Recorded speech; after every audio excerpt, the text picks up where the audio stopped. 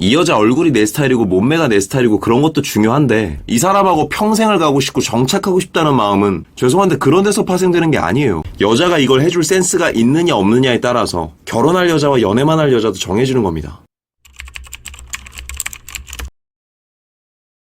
저는 32살이고 남자친구는 38살, 6살 차이고요. 만난 지는 6개월 정도 됐고 부모님 소개로 만났어요. 결혼을 전제로 만났을 가능성이 크겠네요. 남자친구는 요식업 사업을 하는데 지난달부터 적자가 심해지면서 멘탈이 완전히 바닥을 침과 동시에 저희의 관계도 위태위태해지고 있습니다. 일이 꼬이면은 연애고 나발이고 없는 게 정상입니다. 특히나 좀 다른 일이 꼬이는 게 아니라 생계와 관련된 일이 꼬일 때는 생존 본능 때문에라도 사람이 굉장히 날이 서 있고 성격이 안 좋아지는 경우가 있죠. 지난달부터 적자가 심해지면서 남자친구 멘탈이 안 좋아짐과 동시에 저에 대한 마음이 확 줄어드는 것 같다는 느낌이 들 정도로 행동의 변화도 있었어요. 표현도 줄고 자기 사업 힘들다는 얘기만 계속 하는 등 잠깐만요. 그러니까 이게 남자친구가 지금 사업이 힘들어서 적자인 상황이잖아요. 심리적으로도 많이 쪼들리니까 행동도 당연히 달라지죠. 근데 갑자기 이게 왜 마음이 식었다로 넘어가지? 남자의 행동이 변하는데 별다른 이유가 없다면 그건 확실히 마음에 든 게 맞습니다. 근데 이 케이스는 누가 보더라도 적자라는 이유가 있잖아요. 분명한 이유가 있는데 마치 이 이유를 고려하지 않는다는 듯 마음이 떴다, 행동이 변했다에만 포커스가 맞춰지면 이거 남자 오해합니다. 자기 가게 망해가는 거에 신경 안 쓰는 사람 같잖아요. 서운해도 남자친구가 힘든 상황에 저까지 보채면 안 될 것 같아 참고 들어주면서 기다렸어요. 그러다 5월 연휴에 상황이 잠깐 좋아지는 듯 하면서 저희 관계도 다시 텐션이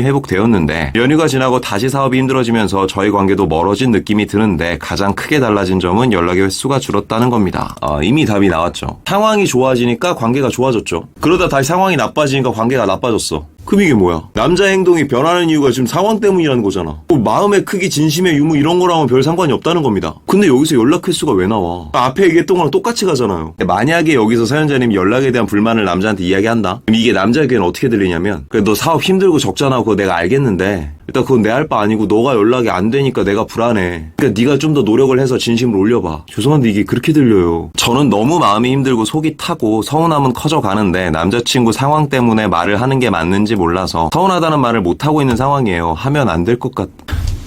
석구리님 영상에서 봤을 때는 관계 주도권이 남자한테 넘어가 있을 때는 서운한 점을 얘기하는 게 좋다고 하셨는데 지금 제 상황에서도 얘기를 하는 게 맞는 건지 고민이 됩니다. 이럴 때는 기다려줘야 되는 걸까요? 얘기를 해야 되는 걸까요? 아니 이게 예를 들자면은 여러분 학교 다닐 때 복도나 계단에서 뛰면 돼요? 안 돼요? 안 되죠. 뭐 넘어질 수도 있고 다칠 수도 있고 그래서 담임 선생님이 학생들한테 이렇게 얘기한 거죠. 복도에서 뛰지 마. 복도에서 뛰는 사람 나쁜 사람이야. 갑자기 학교에 막 불이 났어요. 친구들이 다 계단으로 뛰어 내려가고 있는데 내가 친구들 보고서 그런 말을 하는 거지. 야 복도에서 뛰면 안 돼. 복도에서 뛰는 사람은 나쁜 사람이라고 선생님이 그랬어. 그럼 이제 그걸 보던 담임 선생님이 뛰쳐나와서 얘기합니다. 지금 불 난 거 안 보여? 그런 느낌이잖아요. 입장을 바꿔서 내가 지금 회사 잘리게 생겼어요. 안 잘리려고 맨날 회사 남아서 야근하고 뭐 하나라도 더 해주고 올라 그래. 근데 남자친구 전화 와가지고 너 요즘 나 잘 안 만나려고 하는 거 같고 데이트도 옛날 같지가 않다. 그 무슨 생각이 들까? 이 새끼 나 힘든 건 관심 없나 생각 들겠죠? 중요한 게 두 분이 부모님 소개로 만났잖아요. 어찌되었건 좀 미래를 위해 만났을 확률이 높단 말이야. 근데 지금 남자의 미래가 사라질 위기란 말이야. 근데 지금 포커싱이 표현으로 맞춰지면은 이 남자 미래엔 별 관심 없는 것 같아요. 이건 사연자님뿐만 아니라 정말 모든 분들한테 드리고 싶은 말인데 내가 이 사람과 사귀는 걸로 뭐 정말 미래까지 같이 가고 싶으면 진짜 이 사람의 미래에 신경을 써줘야 됩니다. 신경 쓰는 척이라도 해줘야 돼 전략적으로. 그래서 걔중에 여우같이 연애 잘하는 그런 여자들 보면 걔네들이 그냥 살살 웃으면서 꼬리치고 이런 것만 잘하는 게 아닙니다. 진짜 잡아야겠다는 남자 생기면 걔네 부모님 선물 챙겨주고 남자친구 건강 챙겨주고 남자친구 일에 대한 거 이해해주고 될 수 있으면 지원해주려고 하고 지금 제가 말한 부모님 건강 이 세 가지가 결국엔 남자 미래로 가기 위해서 해결해야 될 숙제 같은 거거든요. 부모님 나이 드는 것도 보이고 내 건강도 20대 같지가 않고 언제까지 일을 할 수 있을지에 대한 불투명함도 좀 보이고 근데 그 여자가 미래를 같이 신경 써주잖아요. 애들이 아니라 어른들의 감동은 이런 데서 오는 겁니다. 이 사람이 진지하게 내 미래를 같이 바라봐주고 있어. 같이 걱정해주고 있어. 혹시 이 여자라면 내 미래까지도 하는 마음이 이때 드는 거거든요. 뭐 간혹 그래도 남자가 엄청 좋아하면 일이고 나발이고 여자한테 막 표현 잘해주고 그러지 않느냐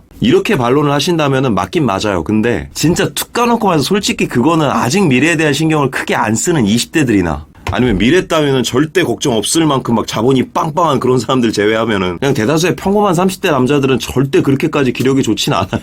근데 물론 그렇다고 사연자님한테 다 참고 인내하라는 말을 드리고 싶진 않고요. 사연자님이 그냥 나랑 친한 여사친, 친한 여자 지인이다라고 생각하고 말을 하면 두 가지만 생각해보세요. 첫 번째는 내가 이 사람하고 진짜 미래를 그릴 건지 생각해보시고요. 두 번째는 진짜 이 남자가 유망주의인지를 체크해보세요. 나도 기왕에 정신력과 에너지를 써서 맞춰줄 거면 그만한 급은 되는지는 봐야 될 거 아니야. 이게 살짝 주식 같은 거예요. 내가 어디에 투자를 했는데 여기 주가가 계속 떨어지고 있어. 그럼 이걸 버틸려면 나는 계속 데미지가 와요. 근데 곰곰이 생각해보니까 여기가 막 다시 오를 것 같지가 않아. 그럼 뭐야, 이제 더 떨어지면 빨리 빼야겠죠. 나도 결혼 생각에는 30대인데 이거 언제까지 계속 이럴 수는 없잖아요. 늦기 전에 빨리 발을 빼겠죠. 근데 반대로 지금 떨어지고 내가 데미지가 오는 건 맞는데 아무리 봐도 이건 다시 또 그런 확신이 막 들어. 그러면 지금 떨어지고 내가 데미지가 와도 이거 기꺼이 감내해야죠. 남들이 뭐라 할지라도 너는 내가 원하는 걸 해줄 수 있을 것 같아. 이런 확신이 들면 무조건 가야죠. 여기에 따른 솔루션 한 3개 드릴게요. 현재 내가 정말 사랑하는 사람이 위기에 빠졌다 라고 하시는 분들이 있다면 꼭 이 방법 쓰셨으면 좋겠어요. 우선 첫 번째는 직접적인 도움을 줘야 돼요. 진짜 상황이 힘든 지경까지 갔다면 이제 넌 할 수 있어, 일어날 수 있어, 이런 입에 발린 얘기로 감동 안 받습니다. 고맙긴 한데 솔직히 그렇게 와닿지도 않고요. 지금 사연을 대입해서 직접적인 도움을 준다면은 저라면 인스타 홍보나 블로그 포스팅을 전문으로 하는 마케팅 업체 알아봐 줄 것 같아요. 그리고 여건이 된다면 내가 여기에 대한 홍보비 지원해 줄 것 같거든요. 인스타나 블로그를 마케팅 해주는데 찾아보면 뭐 가격은 다 다른데 생각보다 막 그렇게 엄청 비싸진 않거든요. 그리고 이렇게 실질적인 도움을 주려고 하면 이걸 받는 사람 입장에서도 얘가 나를 이렇게 도와주는구나를 넘어서 이 사람이 내 미래를 위해서 같이 칼 들고 싸워주는 느낌이에요. 그리고 지금 상황이 좋아지면 관계도 좋아지는 형태인데 이제부터는 상황이 좋아지는데 여자의 영향이 있다면 상황이 차츰 회복될 시점에는 관계만 회복되는 게 아니라 여자에 대한 사랑과 무한한 신뢰까지 생기게 되는 거죠. 30대 남자의 세계관에서 이런 일이 벌어진다면 마음이 안 커질래 안 커질 수가 없다고 봅니다. 이어서 두 번째, 성과들을 토대로 응원해주세요. 앞에도 말했지만 이미 멘탈이 나가 있는 상황에서는 응원해주는 거 별 의미 없어요. 얼마 전에 나 혼자 산다에서 기안84님이 마라톤 하는 거 보셨나요? 기아님이 뛰고 있는데 옆에서 시민들이 막 화이팅 막 이런 얘기 해주잖아. 근데 제가 운동을 극한까지 해본 사람으로서 말씀드리면 장담컨대 그거 하나도 안 들어와요. 뭐 누가 뭐라고 하는지 아무것도 안 들려요. 일단 내가 죽게 생겼으니까. 근데 그렇게 힘든 상황에서도 기아님의 눈을 번뜩 뜨이게 해주는 응원이 몇 개 있더라고요. 단순히 할 수 있어 화이팅이 아니라 이제 2km 남았어요. 500m 남았어요. 점점 목적지가 눈에 보인다는 성과를 주면서 응원을 하니까 그런 응원이 들릴 때 더 눈도 자주 마주쳐주고 손도 흔들어주더라고요. 그러니 만약에 응원을 한다고 해도 좀 근거 있게 해야겠죠.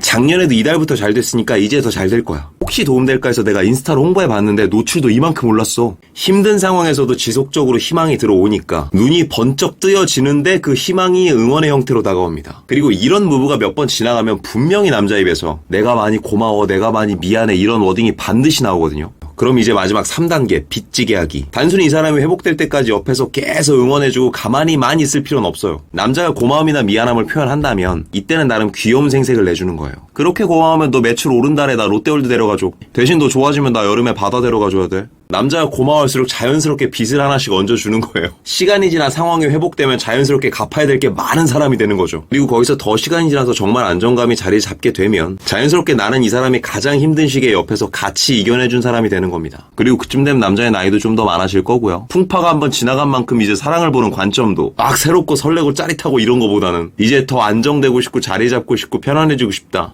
이런 욕구가 더 커질 타이밍이거든요. 그럼 그때 결혼하는 거예요. 뭐가 되었건 꼭 후회 없는 선택하셨으면 좋겠네요. 조만간 정말 좋은 소식으로 찾아뵐 수 있기를 간곡히 소원하겠습니다. 제가 드릴 수 있는 말은 이 정도인 것 같네요. 많은 도움 되시기 바랍니다. 오늘도 영상이 마음에 드시는 분들은 여기 있는 사진 한번 눌러주시고 구독과 좋아요, 알림 설정 부탁드릴게요. 아프지 말고 삽시다. 석구리였습니다.